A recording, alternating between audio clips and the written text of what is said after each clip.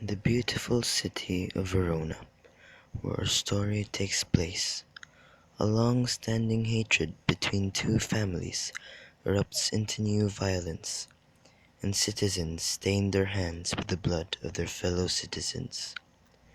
Two unlucky children of these enemy families become lovers and commit suicide. Their unfortunate deaths put an end to their parents' feud. For the next 2 hours, we will listen to the story of their doomed love and their parents' anger, which nothing but the children's deaths could stop.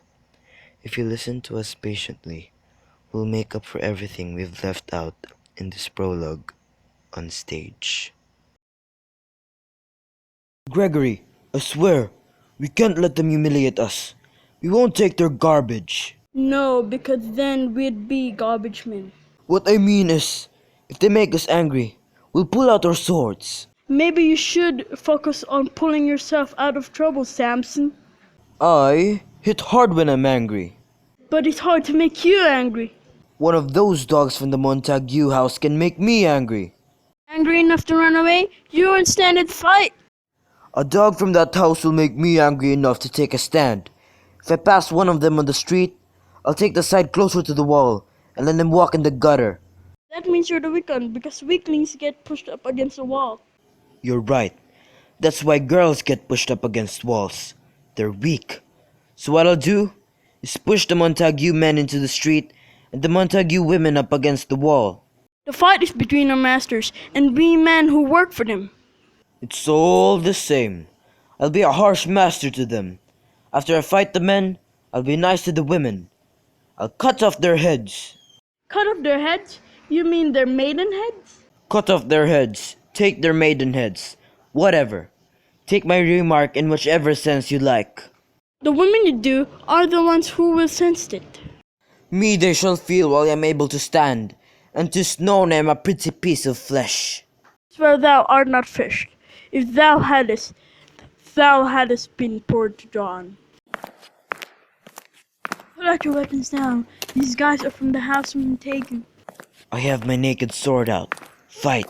I'll back you up. How will you back me up? By turning your back and running away? Don't worry about me. Oh really? I'm worried about you. Let's not break the law by starting a fight. Let them start something. I'll frown at them as they pass by, and they can react however they want. You mean however they dare. I'll bite my thumb at them. That's an insult. And if they let me get away with it, they'll be dishonored.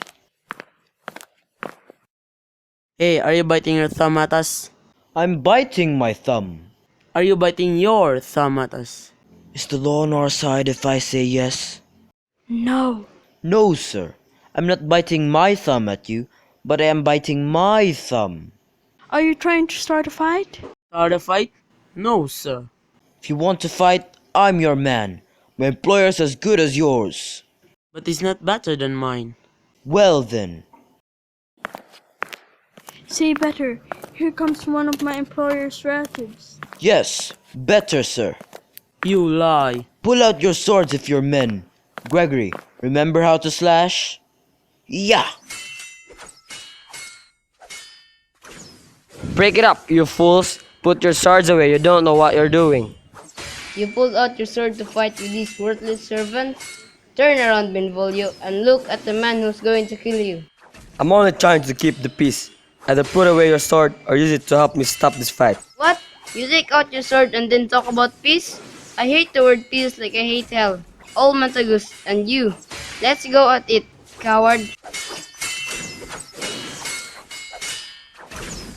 Use your clubs and spears!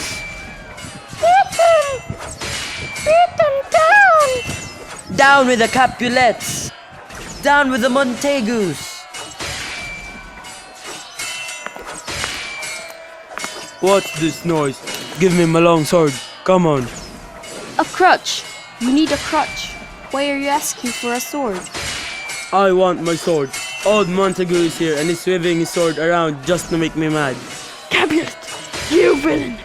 Don't stop me! Let me go! You are not taking one step toward an enemy.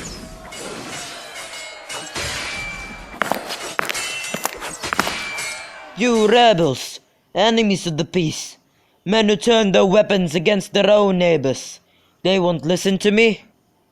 You there, you men, you beasts, who satisfy your anger with fountains of each other's blood. I'll have you tortured if you don't put down your swords and listen to your angry prince.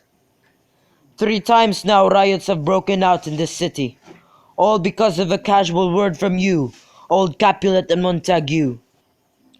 3 times the peace has been disturbed in our streets, and Verona's old citizens have had to take off their dress clothes and pick up rusty old spares to pot you. If you ever cause a disturbance in our streets again, you'll pay for it with your lives. Everyone else, go away for now. You, Capulet, come with me.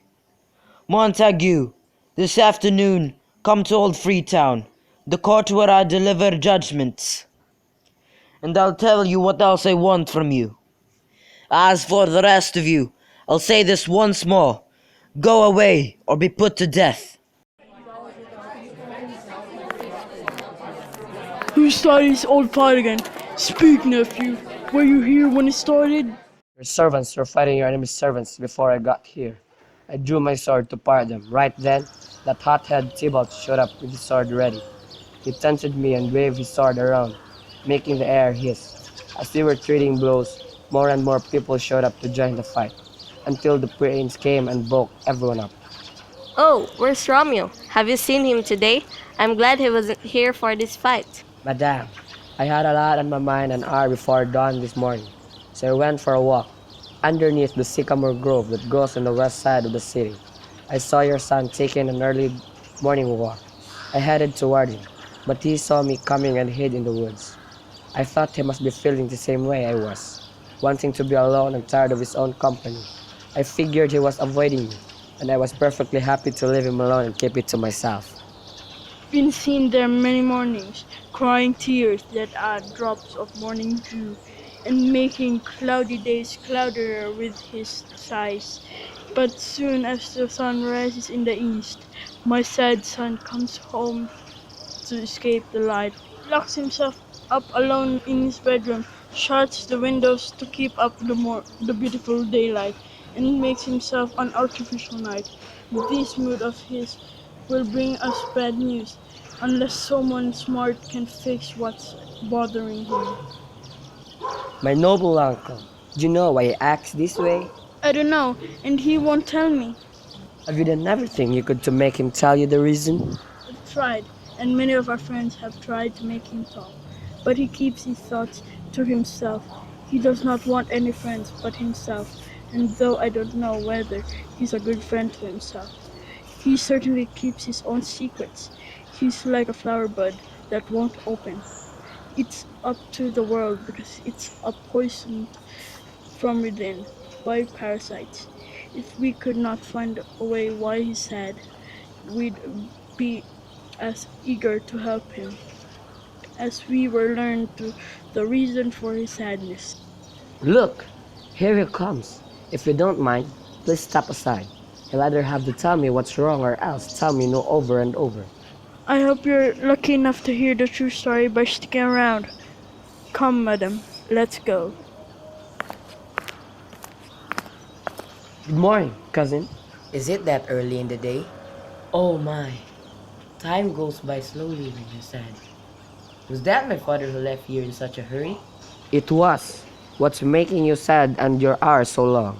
I don't have the thing that makes time fly. You're in love? Out. Out of love? I love someone. She doesn't love me. It's sad. Love looks like a nice thing, but it's actually very rough when you experience it. What's sad is that love is supposed to be blind, but it can still make you do whatever it wants. So, where should we... Oh my! What happened here? No, don't tell me. I know all about it. This fight has a lot to do with hatred, but it has more to do with love. Oh, brawling love. Oh, loving hate. Love that comes from nothing. Sad happiness. Serious foolishness. Beautiful things muddled together into an ugly mess. Love is heavy and light, bright and dark, hot and cold, sick and healthy, asleep and awake, It's everything except what it is. This is the love I feel, though no one loves me back. Are you laughing? No, cousin, I'm crying. Goodman, why are you crying? I'm crying because of how sad you are. Wait, I'll come with you. If you leave me like this, you're doing me wrong. I'm not myself. I'm not here. This isn't Romeo. He's somewhere else. Tell me seriously, who is the one you love? Seriously? You mean I should groan and tell you? Grown? No, but tell me seriously, who it is. You wouldn't tell a sick man. He seriously has to make his will. It would just make him worse. Seriously, cousin? I love a woman. I guessed that already when I guessed you were in love. Then you were right on target. The woman I love is beautiful. A beautiful target is the one that gets hit the fastest. Well, you're not on target there. She refuses to be hit by Cupid's arrow. She's as clever as Diana and shielded by the armor of chastity. She can't be touched by the weak and childish arrows of love. She won't listen to words of love or let you look at her with loving eyes or open her lap to receive gifts of gold. She's rich in beauty, but she's also poor because when she dies, her beauty will be destroyed with her. So she's made a vow to be a virgin forever? Yes, she has. And by keeping celibate, she wastes her beauty. If you starve yourself of it, you can't ever have children. And so your beauty is lost to future generations. She's too beautiful and too wise to deserve heaven's blessing by making me despair. She's sworn of love, and that promise has left me alive but dead, living only to talk about it now. Take my advice. Don't think about her. Teach me to forget to think. Do it by letting your eyes wander freely. Look at other beautiful girls. That will only make me think more about how beautiful she is. Beautiful women like to wear black masks over their faces. Those black masks only make us think about how beautiful they are underneath. A man who goes blind can forget the precious eyesight he lost. Show me a really beautiful girl. Her beauty is like a note telling me where I can see someone even more beautiful. Goodbye. You can teach me to forget. I'll show you how to forget, or else I'll die owing you that lesson.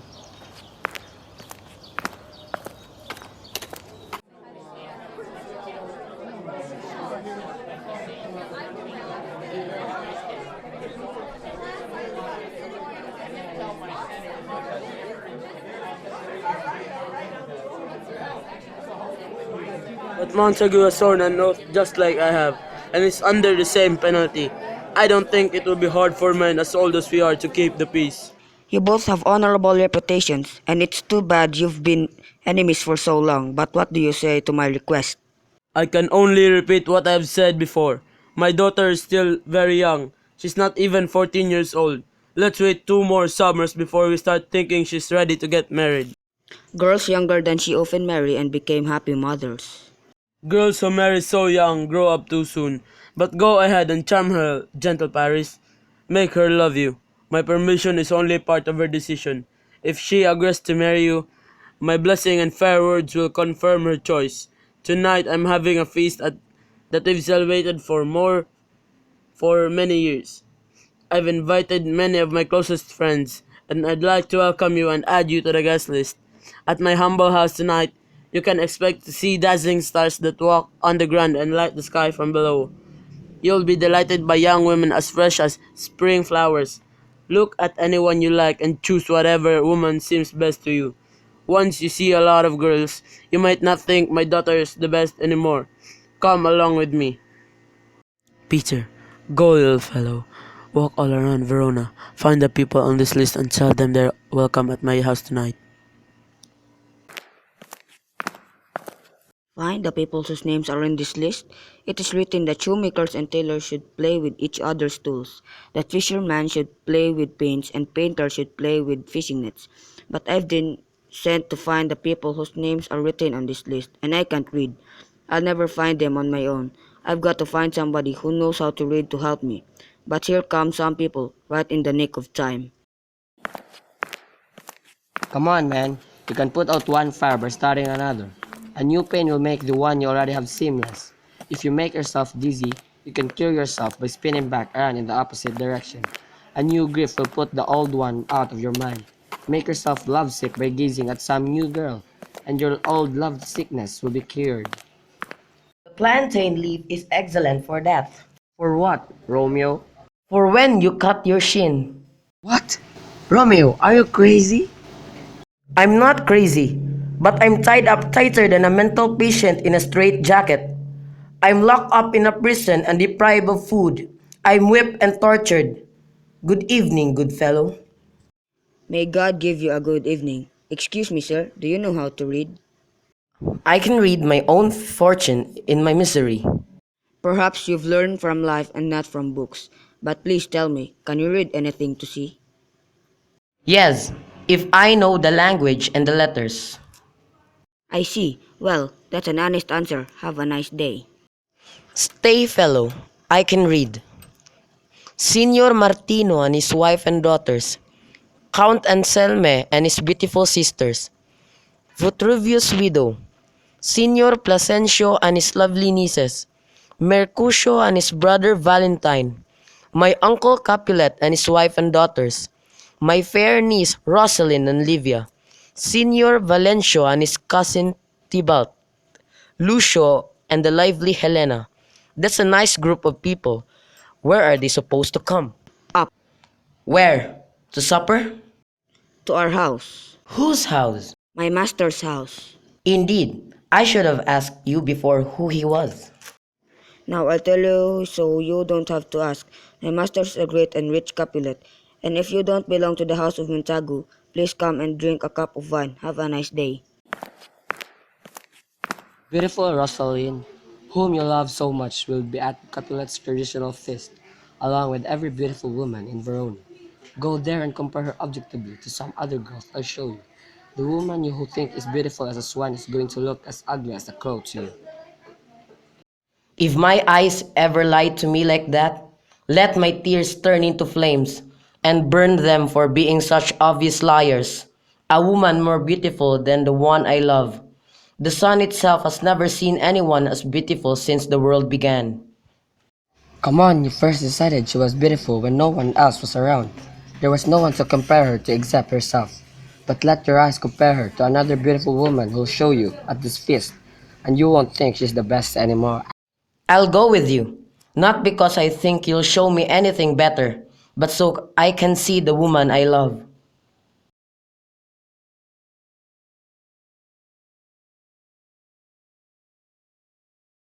Nurse, where's my daughter? Tell her to come to me. What is it? Who's calling me? Your mother. Madam, I'm here. What do you want? I'll tell you what's the matter. Nurse, leave us alone for a little while. We must talk privately. Nurse, come back here. I just remembered. You can listen to our secrets. You know how young my daughter is. Yes, I know her age down to the R. She's not even 14. Whether it's even or odd, of all the days in the year, on the night of Lammas Eve she'll be 14. She and Susan, God rest her and all Christian souls, were born in the same day. Well, Susan died and is with God. She was too good for me, but like I said, on the night of Lammas Eve she will be 14. Yes, she will. Indeed, I remembered it well. It's been 11 years since the earthquake. She stopped nursing for my breast on that very day. I'll never forget it. I had put bitter wormwood in my breast as I was sitting in the sun, under the wall of the dove house. You and your husband were in Mantua. Boy, do you have some memory. But like I said, when she tasted the bitter wormwood on my nipple, the pretty little babe got irritated and started to quarrel with my breast. Then the dove house shook with the earthquake. There was no need to tell me to get out of there. That was 11 years ago. By then, she could stand up all by herself. No, I swear, by that time she could run and waddle all around. I remember because she had cut her forehead just the day before. My husband, God rest his soul, he was a happy man, picked up the child. Oh, he said, did you fall on your face? You'll fall backward when you grow smarter. Won't you, Jewel? And I swear, the poor pretty thing stopped crying and said, yes. Oh, to watch a joke come true, I bet and I bet if I live 1,000 years, I'll never forget it. Won't you, Jule? He said. And the pretty fool stopped crying and said yes. Enough of this. Please be quiet. Yes, madame, but I can't help laughing to think that the baby stopped crying and said yes. I swear she had a bump on her forehead as big as a rooster's testicles. It was a painful bruise, and she was crying bitterly. Yes, said my husband. Did you fall on your face? You'll fall backward when you grow up, won't you, Joe? And she stopped crying and said yes. Now you stop too, nurse. Please. Peace. I'm done talking. May God choose you to receive His grace. You were the prettiest baby I ever nursed. If I live to see you get married someday, all my wishes will come true. Marriage. Well, marriage is exactly what we have to discuss. Tell me, my daughter Juliet, what is your attitude about getting married? It is an honor that I do not dream of. Well, start thinking about marriage now. Here in Verona, there are girls younger than you, girls from noble families, who have already become mothers. By my count, I was already your mother at just about your age, while you remain a virgin. Well, then, I'll say this quickly. The valiant Paris wants you as his bride. Man, young lady, he's as great a man as any in the whole world. He's as perfect as if he were sculpted from wax. Summertime in Verona has no flower as fine as him. No, he's a fine flower, truly a flower. What do you say? Can you love this gentleman? Tonight, you'll see him at our feast. Study Paris' face and find pleasure in his beauty. Examine every line of his features and see how they work together to make him handsome. If you are confused, just look into his eyes. This man is single, and he lacks only a bride to make him perfect and complete. As is right, fish live in the sea, and it's wrong for a beauty like your cat. Continue. For a beauty like you to hide from a handsome man like him. Many people think he's handsome, and however becomes his bride will be just as admired. You would share all that he possesses, and by having him, you would lose nothing. Lose nothing? In fact, you'd get bigger. Men make women bigger by getting them pregnant. Give us a quick answer. Can you accept Paris' love? I look at him and try to like him, at least if what I see is likable. But I won't let myself fall for him any more than your permission allows. We'll follow you. Juliet, the Count is waiting for you. Go, girl. Look for a man who'll give you happy nights at the end of happy days.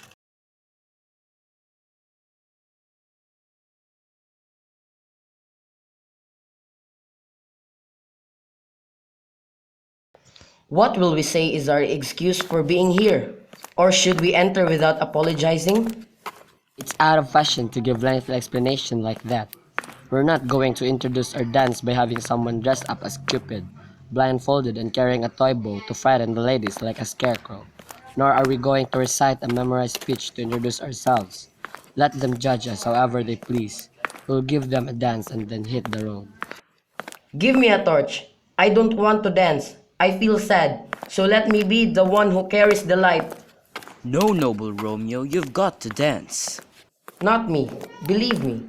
You're wearing dancing shoes with nimble soles. My soul is made out of lead, and it's so heavy it keeps me stuck on the ground so I can't move. You're a lover. Take Cupid's wings and fly higher than the average man. His arrow has pierced me too deeply, so I can fly high with his cheerful feathers, because this wound keeps me down. I can't leap any higher than my dull sadness. I sink under the heavy weight of love. If you sink, you're dragging love down. It's not right to drag down something as tender as love. Is love really tender? I think it's too rough, too rude, too rowdy. If love plays rough with you, play rough with love. If you prick love when it pricks you, you'll beat love down. Give me a mask to put my face in, a mask to put over my other mask. What do I care if some curious person sees my flaws? Let this mask, with its black eyebrows, blush for me. Come on, let's knock and go in. The minute we go inside, let's dance. I'll take a torch. Let playful people with light hearts dance. There's an old saying that applies to me. You can't lose if you don't play the game. I'll just hold a torch and watch you guys. It looks like a lot of fun, but I'll sit this one out. Hey, you're being a stick in the mud, as cautious as a policeman on night patrol. If you're a stick in the mud, we'll pull you out of the mud. I mean, out of love, if you'll excuse me for being so rude. Where you're stuck up to your ears. Come on, we're wasting precious daylight. Let's go. No, we're not. It's night. I mean, we're wasting the light of our torches by delaying, which is like wasting the sunshine during the day. Use your common sense to figure out what I mean, instead of trying to be clever or trusting your five senses. We mean well by going to this masquerade ball, but it's not smart of us to go. Why, may I ask? I had a dream last night. So did I. Well, what was your dream? My dream told me that dreamers often lie. They lie in bed while they dream about the truth. Oh, then I see you've been with Queen Mab. Who's Queen Mab?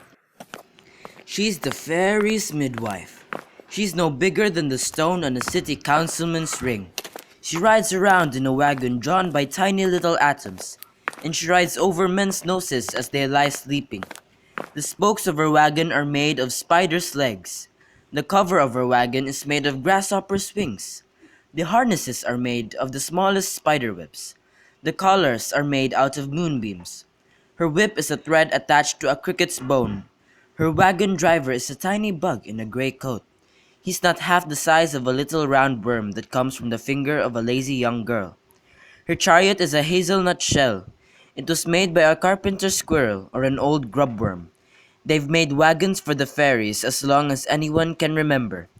In this royal wagon, she rides every night through the brains of lovers and makes them dream about love.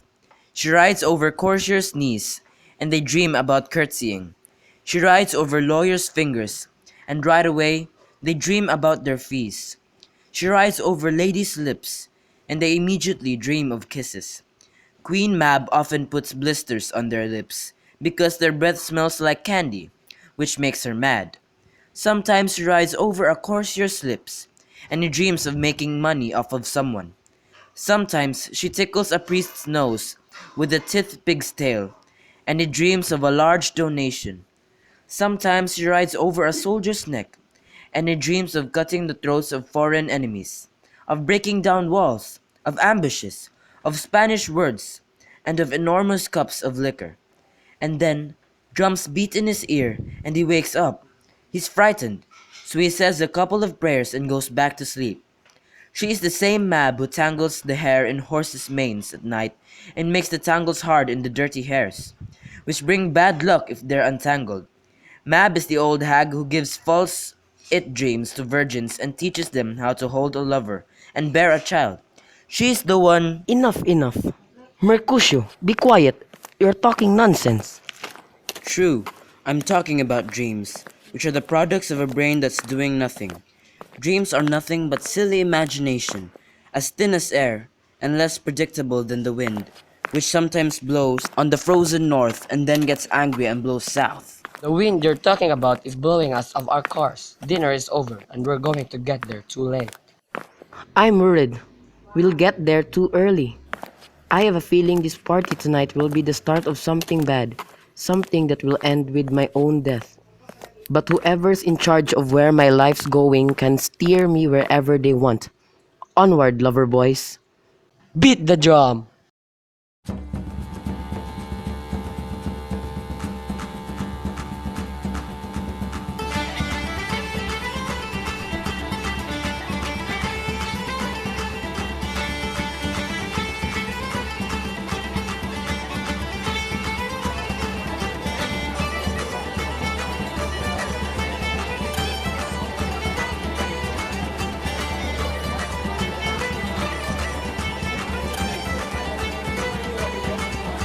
Welcome, gentlemen. The ladies who don't have corns on their toes will dance with you. Ha ha ha, my ladies. Which of you will refuse to dance now? Whichever of you acts shy, I swear she has corns. Does that hit close to home? Welcome, gentlemen. There was a time when I could wear a mask over my eyes and charm a lady by whispering a story in her ear. That time is gone, gone, gone. You are welcome, gentlemen. Come on, musicians, play music. Make room in the hall, make room in the hall. Shake a leg, girls. More light, you rascals. Flip over the tables and get them out of the way and put the fire out. It's getting too hot in here. Ah, my man, this unexpected fun feels good. No, sit down, my good Capulet cousin. You and I are too old to dance. How long is it now since you and I last wore masks at a party like this? I swear, it must be 30 years. What, man? It's not that long. It's not that long. It's been since Lucentius' wedding. Let the years fly by as fast as they like. It's only been 25 years since we wore masks. It's been longer, it's been longer. Lucentius' son is older than that, sir. He's 30 years old. Are you really going to tell me that? His son was a minor only 2 years ago.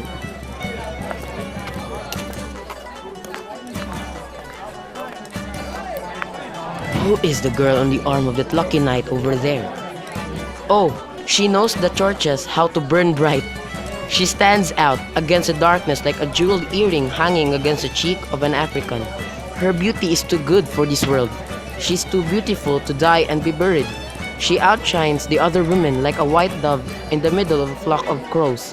When this dance is over, I'll see where she stands, and then I'll touch her hand with my rough and ugly one.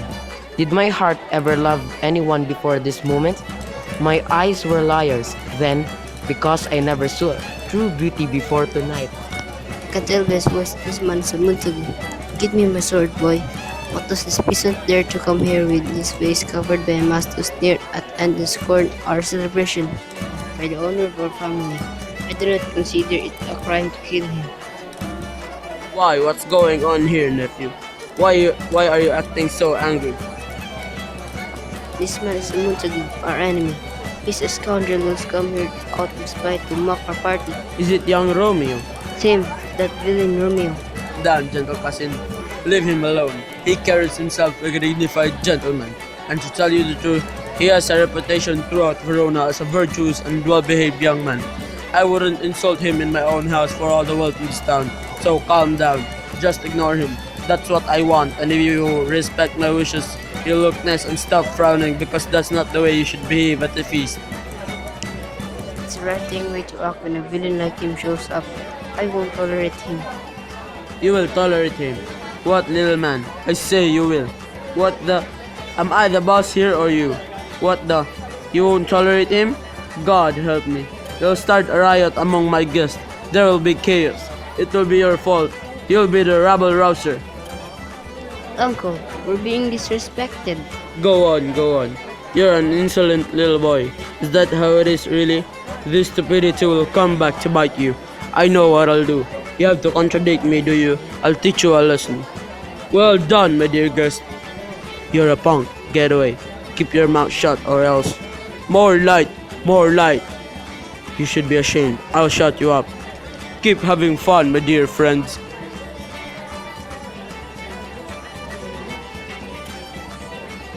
A combination of force, patience, and pure rage is making my body tremble. I live here now, but Romeo's prank, which seems so sweet to him now, will turn bitter to him later. Your hand is like a holy place that my hand is unworthy to visit.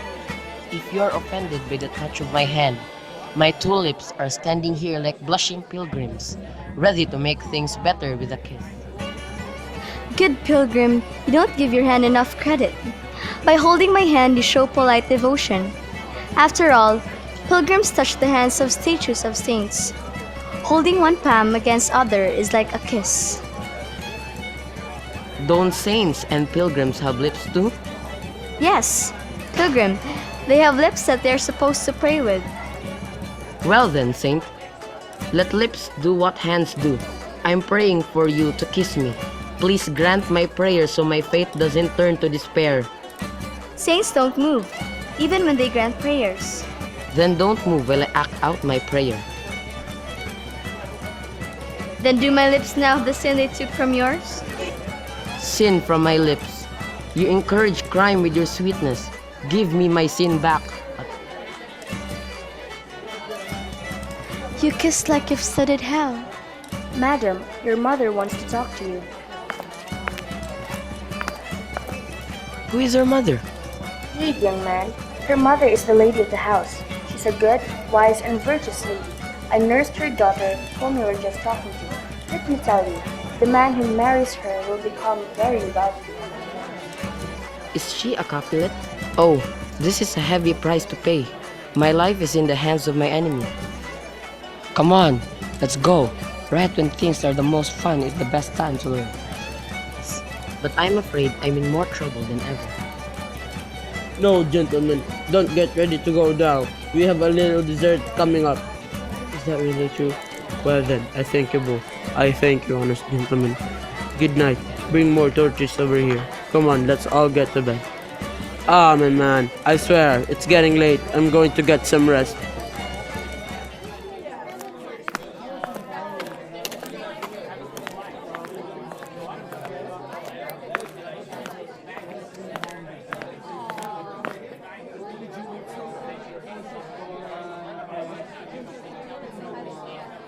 Come over here, nurse. Who is that gentleman? He is the son and heir of old Tiberian. Who's the one who's going out the door right now? Well, that one, I think, is young Petruchio. Who's the one following over there?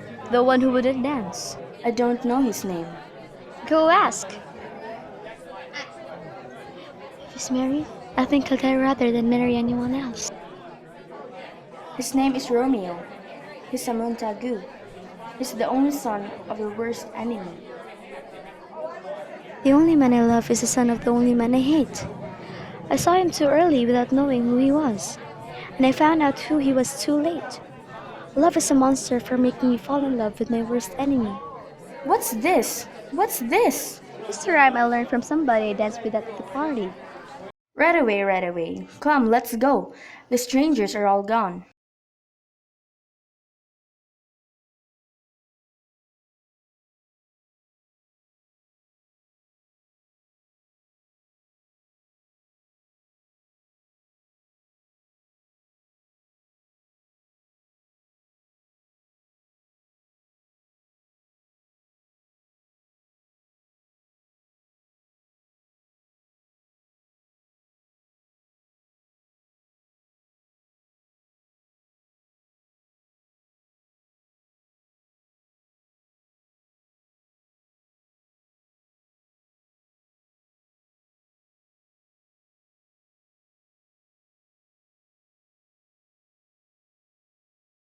Now Romeo's old feelings of desire are dying, and a new desire is eager to take place. Romeo groaned for the beautiful Rosaline, and said he would die for her.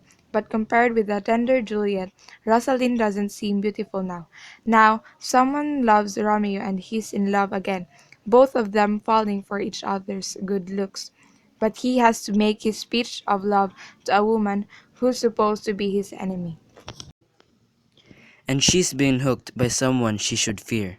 Because he's an enemy, Romeo has no chance to see Juliet and say the things a lover normally says.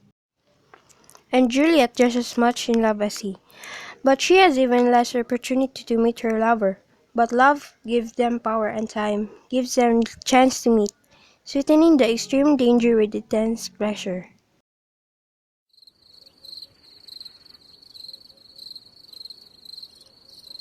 Can I go away while my heart stays here? I have to go back to where my heart is. Romeo, my cousin, Romeo, Romeo! He's a smart boy. I bet he slipped away and went home to bed. He ran this way and jumped over this orchard wall. Call to him, Mercutio. I'll conjure him as if I were summoning a spirit. Romeo, madman, passion, lover, show yourself in the form of a sigh. Speak one rhyme, and I'll be satisfied. Just cry out, ah me. Just say love and dove. Say just one lovely word to my good friend Venus. Just say the nickname of her blind son Cupid, the one who shot arrows so well in the old story. Romeo doesn't hear me. He doesn't steer. He doesn't move. The silly ape is dead, but I must make him appear. I summon you by Rosaline's bright eyes, by her high forehead and her red lips, by her fine feet, by her straight legs, by her trembling thighs, and by the regions right next to her thighs. In the name of all these things, I command you to appear before us in your true form. If he hears you, you'll make him angry. What I'm saying can't anger him. He would be angry if I summoned a strange spirit for her to have it with. That's what would make him angry. The things I'm saying are fair and honest. All I'm doing is saying the name of the woman he loves to lure him out of the darkness. Come on, he's sitting behind these trees to keep the night company. His love is blind, so it belongs in the dark. If love is blind, it can't hit the target. Now he'll sit under a medlar tree and wish his mistress were one of those fruits that look like female genitalia. Oh, Romeo, I wish you were an open arse, and you a popperin pear to pop her in. Good night, Romeo. I'll go to my little trundle bed. This open field is too cold a place for me to sleep. Come on, should we go? Let's go. There's no point in looking for him if he doesn't want to be found.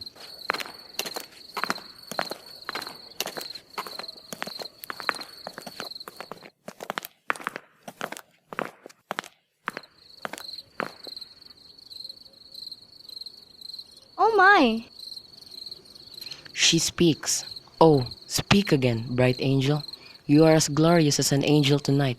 You shine above me like a winged messenger from heaven who makes mortal men fall in their backs to look up at the sky, watching the angel walking on the clouds and sailing on the air. Oh, Romeo, Romeo, why do you have to be Romeo? Forget about your father and change your name. Or else, if you won't change your name, just swear you love me and I'll stop being a Capulet. Should I listen for more, or should I speak now? It's only your name that's my enemy. You'd still be yourself even if you stop being a Montego. What's a Montego anyway? It's neither a hand, nor a foot, nor an arm, nor a face, nor any other part of a man. What would be some other name? What does a name mean? The thing we call a rose would smell just as sweet if we called it by any other name. Romeo would be just as perfect even if he wasn't called Romeo. Romeo, lose your name, trade in your name, which really has nothing to do with you, and take all of me in exchange. I trust your words. Just call me your love, and I will take a new name. From now on, I will never be Romeo again. Who are you? Why do you hide in the darkness and listen to my private thoughts? I don't know how to tell you who I am by telling you a name. I hate my name, dear saint, because my name is your enemy. If I had it written down, I would tear up the paper. I haven't heard you say 100 words yet, but I recognize the sound of your voice. Aren't you Romeo? And aren't you a Montego? I am neither of those things, if you dislike them. Tell me, how did you get in here? And why did you come? The orchard walls are high, and it's hard to climb over them. If any of my relatives find you here, they'll kill you because of who you are. Flew over these walls with the light wings of love. Stone walls can keep love out. Whatever a man in love can possibly do, his love will make him try to do it. Therefore, your relatives are no obstacle. If they see you, they'll murder you. Alas, one angry look from you would be worse than 20 of your relatives with swords. Just look at me kindly, and I'm invisible against their hatred. I'd give anything to keep them from seeing you here. The darkness will hide me from them, and if you don't leave me, let them find me here. I'd rather they killed me than have to live without your love. Who told you how to get here, below my bedroom? Love showed me the way. The same thing that made me look for you in the first place. Love told me what to do, and I let love borrow my eyes. I am not a sailor, but if you were across the farthest sea, I would risk everything to gain you. You can't see my face because it's dark out. Otherwise, you'd see me blushing about the things you've heard me say tonight. I would be happy to keep up good manners and deny the things I said. But forget about good manners. Do you love me? I know you'll say yes, and I'll believe you. But if you swear you love me, you might turn out to be lying. They say love laughs when lovers lie to each other. Oh, Romeo, if you really love me, say it truly. Or if you think it's too easy and quick to win my heart, I'll frown and play hard to get, as long as that will make you try to win me. But otherwise, I wouldn't act that way for anything. In truth, handsome Montague, I like you too much, so you may think my behavior is loose. But trust me, gentlemen, I'll prove myself more faithful than girls who act coy and play hard to get. I should have been more standoffish, I confess, but you overheard me talking about the love in my heart when I didn't know you were here. So excuse me, and do not assume that because you made me love you so easily, my love isn't serious. Lady, I swear by the sacred moon above, the moon that paints the top of fruit trees with silver. Don't swear by the moon. The moon is always changing. Every month its position in the sky shifts. I don't want you to turn out to be that inconsistent too. What should I swear by? Don't swear at all. But if you have to swear, swear by your wonderful self, which is the God I worship like an idol, and then I'll believe you. If my heart's dear love. Well, don't swear. Although you bring me joy, I can't take joy in this exchange of promises tonight. It's too crazy. We haven't done enough thinking. It's too sudden. It's too much like lightning, which flashes and then disappears before you can say, it's lightning. My sweet good night, her love, which right now is like a flower bud in the summer air, may turn out to be a beautiful flower by the next time we meet. I hope you enjoy the same sweet peace and rest I feel in my heart. Oh, are you going to leave me so unsatisfied? What satisfaction could you possibly have tonight? I would be satisfied if we made each other true promise of love. I pledged my love to you before you asked me to. Yet I wish I could take that promise back, so I had it to give again. You would take it back. Why should you do that, my love? Only to be generous and give it to you once more. But I am wishing for something I already have. My generosity to you is as limitless as the sea, and my love is as deep. The more love I give you, the more I have. Both loves are infinite. I hear a noise inside. Dear love, goodbye. Just a minute, good nurse. Sweet Montague, be true. Stay here for a moment. I'll come back. Oh, blessed night. Because it's dark out, I'm afraid all this is just a dream, too sweet to be real. 3 words, Sir Romeo, and then it's good night for real. If your intentions as a lover are truly honorable, and you want to marry me, send me a word tomorrow. I'll send a messenger to you, and you can pass on a message telling me where and when we'll be married. I'll lay all my fortunes at your feet and follow you, my lord, all over the world. I'll be right there. But if you don't have honorable intentions, I beg you. All right, I'm coming. I beg you stop trying for me and leave me to my sadness. Tomorrow I'll send the messenger. My soul depends on it. 1,000 times good night. Leaving you is 1,000 times worse than being near you. A lover goes toward his beloved as enthusiastically as a schoolboy leaving his books, but when he leaves his girlfriend, he feels as miserable as a schoolboy on his way to school. Hist, Romeo, hist! Oh, I wish I could make a falconer's call, so I could bring my little falcon back again. I'm trapped in my family's house, so I must be quiet. Otherwise, I would rip open the cave where Echo sleeps. I would make her repeat his name until her voice grew more hoarse than mine by repeating, "My Romeo!" My soul is calling out my name. The sound of lovers calling each other's name through the night is silver sweet. It's the sweetest sound a lover ever hears. Romeo! My baby hawk. What time tomorrow should I send a messenger to you? By 9 o'clock. I won't fail. From now until then seems like 20 years. I have forgotten why I called you back. I'll keep standing here. Even if you keep forgetting, I'll forget that I have any home besides this spot right there. It's almost morning. I want to make you go, but it only lets you go as far as a spoiled child lets his pet bird go. He lets the bird hop a little from its hand and then yanks him back by a string. I wish I was your bird. My sweet, so do I. But I will kill you by petting you too much. Good night, good night. Parting is such a sweet sorrow that I'll say good night until tonight becomes tomorrow.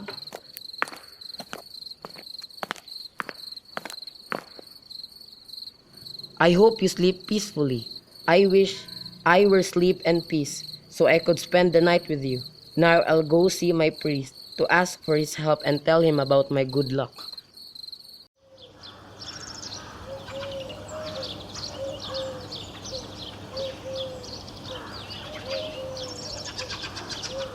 Now, before the sun comes up and burn away the dew, I have to fill this basket of mine with the poisonous weed and medicinal flowers. The earth is nature's mother and also nature's tomb. Plants are born out of the earth and they are buried in the earth when they die. The earth's womb, many different sorts of plants and animals come forth, and the earth provides her children with many excellent forms of nourishment. Everything nature creates has some special property, and each one is different. Herbs, plants, and stones possess great power. There is nothing on earth that is so evil that it does not provide the earth with some special quality. There is nothing that does not turn bad if it put to the wrong use and abuse. Virtue turns to vice if it's misused. It sometimes become virtue through the right activity. Good morning, Father. God bless you, who greets me so early in the morning. Something must be wrong. Your last guess is right. I enjoy the sweeter rest than sleep. My God, forgive you if you sinned. Were you with Rosalind? With Rosalind, Father? No, I have forgotten that girl and all the sadness she brought me. It's good, my boy. But where have you been? I'll tell you before you should have to ask me again. I have been feasting with my enemy. Suddenly, someone wounded me with love and was wounded with love by me. You would have the sacred power to cure both of us. I carry no hatred, holy man, because my request will benefit my enemy. Speak plainly. Make your meaning clear. My son, a jumbled confusion can only receive a jumbled absolution. I love rich Capulet's daughter. I love her, and she loves me. We're bound to each other in every possible way, except we need you to marry us. I'll tell you more later about when and where we met, how you fell in love, and how we exchanged promises. But now, I'm begging you, please agree to marry us today. Holy San Francisco, this is a drastic change. You scolded me often for loving Rosalind. I scolded you for obsessing about her, not for loving her, my student. You told me to bury my love. I didn't tell you to get rid of one love and replace her with another. Please, I beg you, don't scold me. The girl I love now returns my love. The other girl did not love me. Oh, she knew very well that you were acting like you were in love. Let's get out of here. I'm in a rush. Go wisely and slowly. Those who rush stumble and fall.